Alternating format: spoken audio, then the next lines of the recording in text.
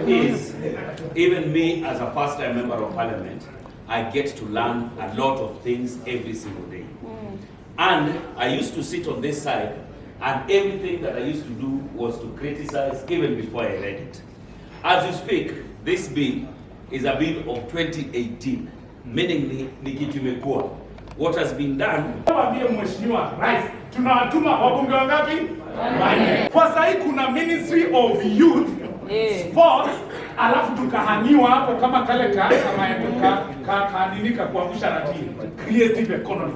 Really? You are discussing us na hata hatuna ministry.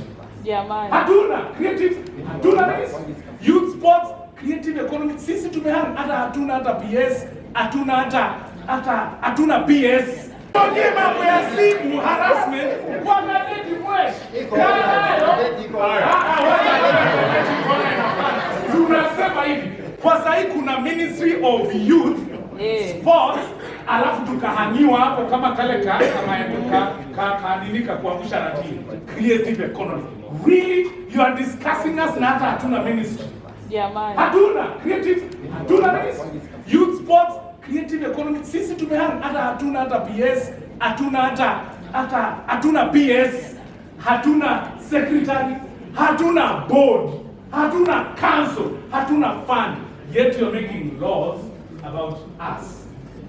Is that really logic? No. Sisi wote tuko online. Unajua hiyo online yetu tunahitaji mahali sisi am I not communicating to you guys? Why are you not using me to communicate? Enda waambie Mheshimiwa Rais, tunawatuma wabunge wangapi?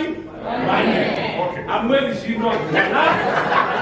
KJ, waraba hali yake umuongeleshe Kisomali na wewe uongee Kikale.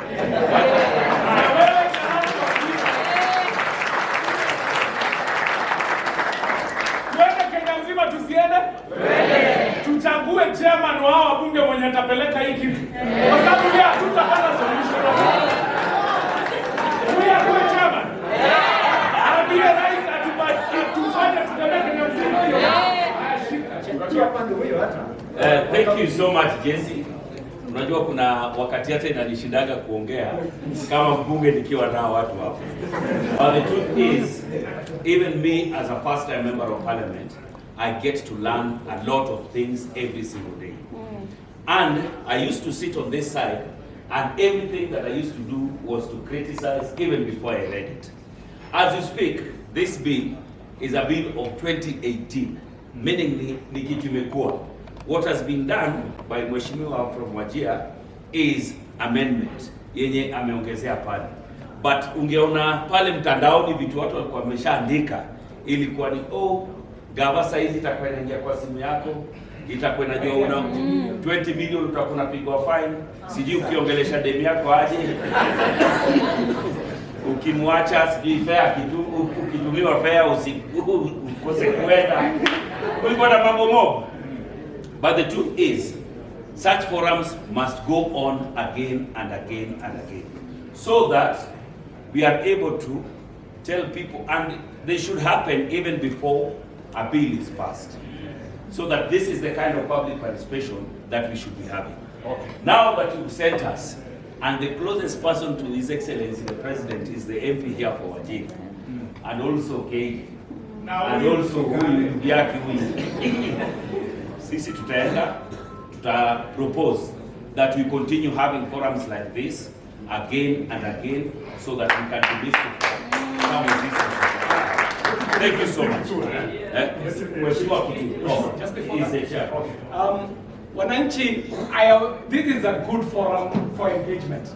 And I think the idea that MC Jesse has is a great idea, that if there is misinformation on this bill, creatives are a great avenue to take that information to the country. Pigeni Jesse makofi. The only point is that even as we are making good suggestions, we should not misinform. There is a place for the artists in communication. For example, what you're suggesting. The thing about platforms where these notices are put. These notices are put on the platforms as is stipulated by law, so that it is measurable. If you put it online, the measurability of it is near impossible. Think about it this way, Obina. The platforms that we are using to stream this event live, Yes. chances are none of those platforms is built by Kenyans. Those platforms are not our own. I will not name them by name. If you're streaming live, you know where you're streaming live on. Chances are that that company sits in Silicon Valley. Probably it does not even have an address in Kenya. So that the law looks at how are we able to prove that you announced what you announced. If you announced it on a platform you do not know, kesho izimwe, mutaprove aje you have announced. So the law, as it sits today, provides that before you pass a law, there should be public participation. To call people for the public participation, the law stipulates where it should be advertised. And that's what Parliament did. The idea that Jesse gives is a great idea. Let me add on top of that. This government today is building 100,000 kilometers of new fiber. Is going to build a digital innovation hub in every ward. 1,450 digital innovation hubs. Is going to put 25,000 Wi-Fi hotspots. It has already started.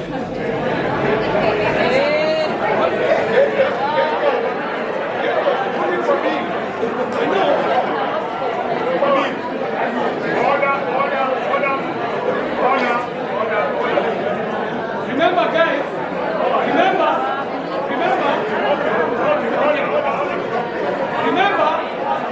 remember you are many and I am alone. If we are to have a decent conversation,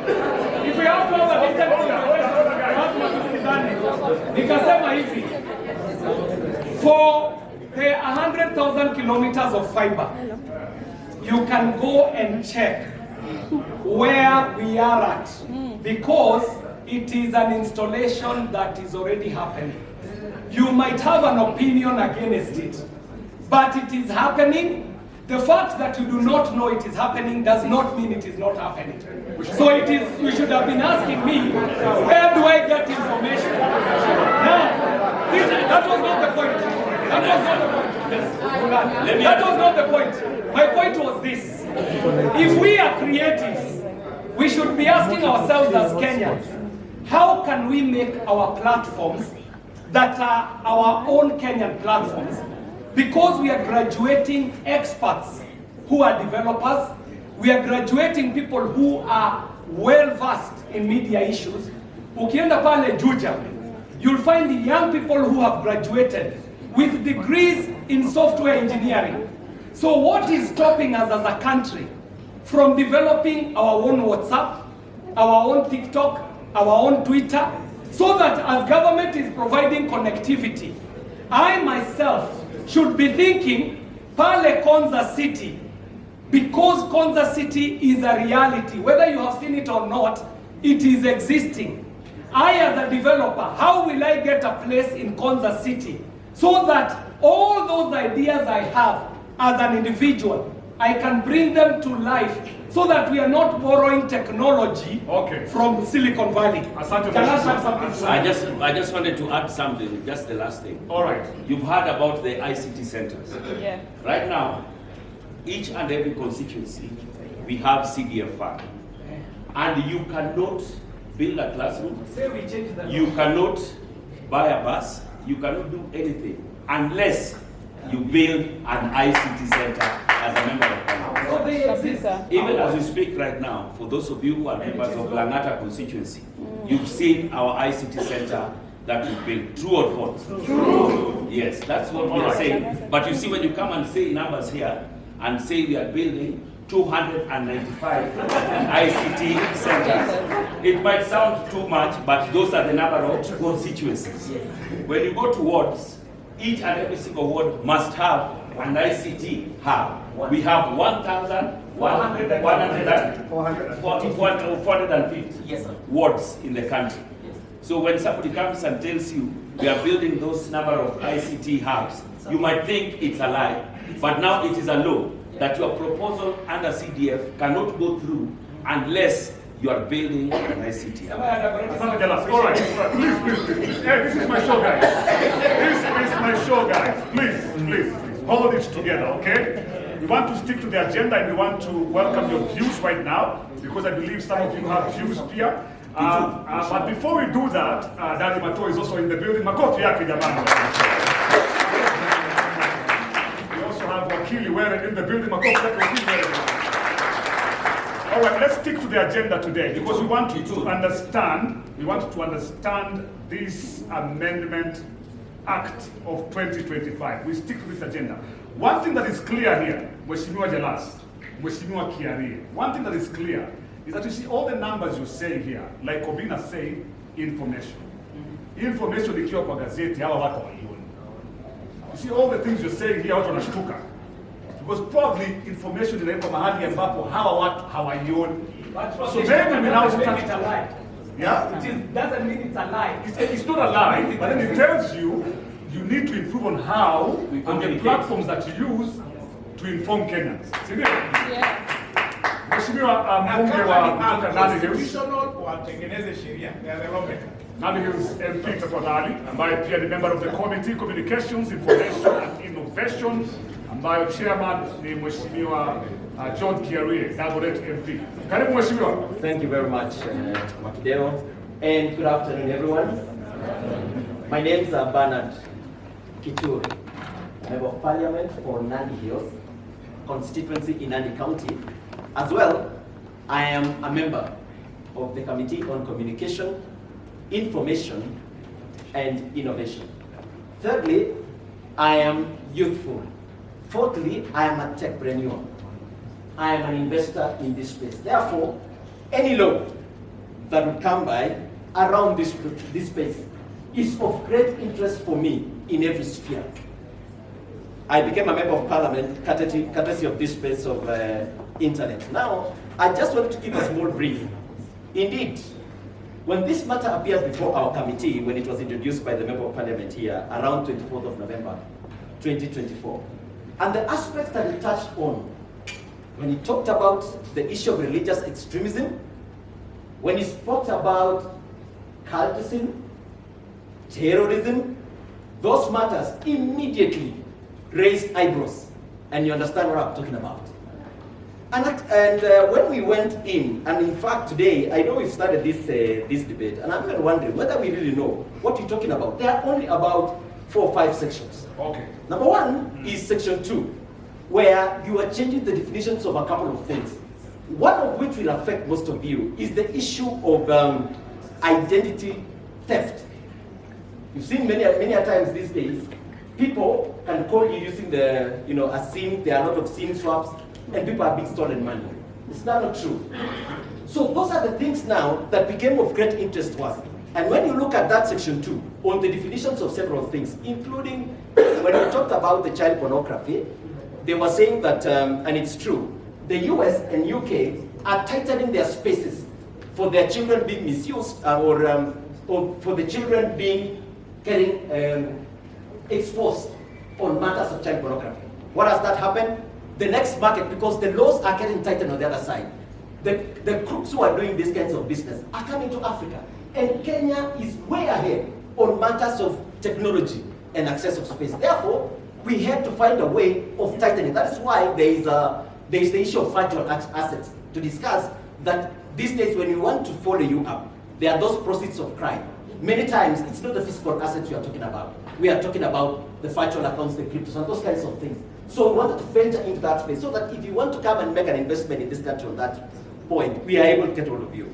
Now, section 6, where it expands the work of the National Computer and Cyber Crimes Coordination Committee. Listen, friends, and all Kenyans who are here. There is nothing that will be done before a court process is executed. In court, you bring a lawyer like him, all right?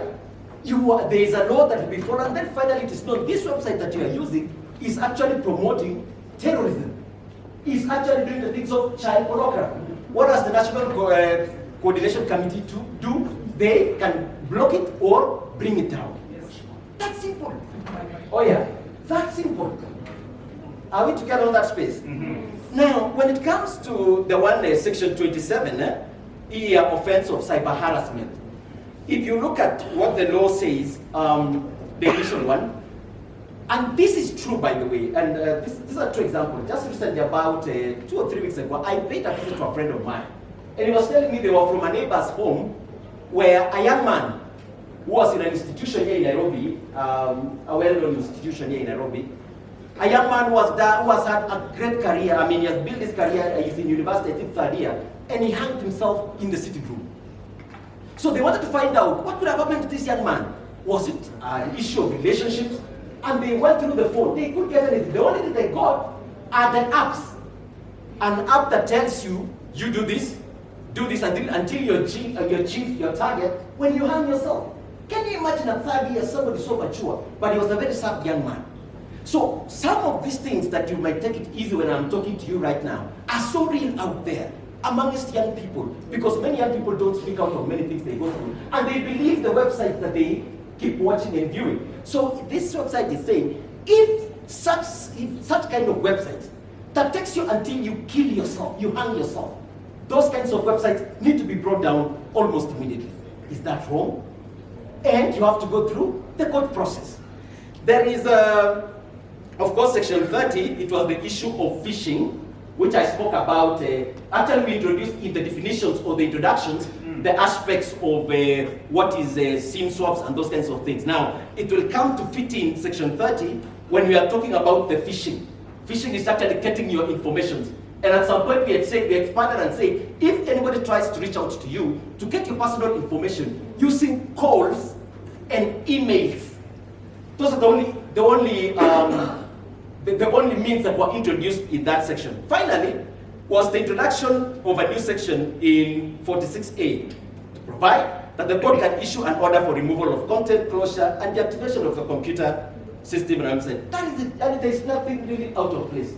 Finally then, so that I go sit down and still hear the contribution of the people, is the concern about, in cases where there are cases, there are orders that were issued. If you look at this order that was issued at Milimani Court, that is suspending section 27, 1B, C, and 2. Actually, there is misinformation and disinformation in courts. Because what was being suspended, yes, one of them, a slight clause is here, is in this amendment. But the other one was in the 2018 main law. So the judge was misinformed that he suspended something that was not part of the conversation. In fact, it should have been the Court of Appeal, because these laws had already gone through court process and it was upheld. Do you understand? So there's a lot of misinformation and disinformation. Finally, I agree with all of you that yes, we need to go around the country and we need to improve, as Obina said, true. We need to improve the communication from our side as government. Okay. And there's something also Obina did mention, so I go sit down. You mentioned that why was this law signed on the 15th of October, that Wednesday, isn't it? Yeah. Now, what had happened is, it was the 14th day. It was the 14th day where, after 14 days, the law must be signed. If it is not signed, it becomes a law automatically. So what does that mean? The president then would have abdicated his duty. That he realized it was very early in the morning, and the president had even called Akina Daud and all the others who had given the 8 bills. Actually, there were 8 bills, right? The others are very good bills. So those 8 bills were to be signed that early morning at around 7:30. That was the agreement. In fact, it late maybe around 7:45. When what we know, it was not very clear to all of us whether indeed that whatever happened to our country had actually happened. So they say, let's just do. What did the president do? Just put a signature, simple as that. Tumeelewana? Na hata kama angesign bado ingekuwa law. Asanteni sana. Thank you so much. Nami MP, asante sana kwa mchango wako. We are live, by the way, on YouTube right now. Big shout out kwa wale wote ambao watch live katika YouTube. And right now, nataka tuchukue maoni kidogo from a few people who are here. Tusikie kutoka kwako. Wakili wewe, I know he's here with us. Najua pia ungependa kusema naye. Wafula, please, unaweza kupatia wakili pale. One word from him, very fast, before we wind up today.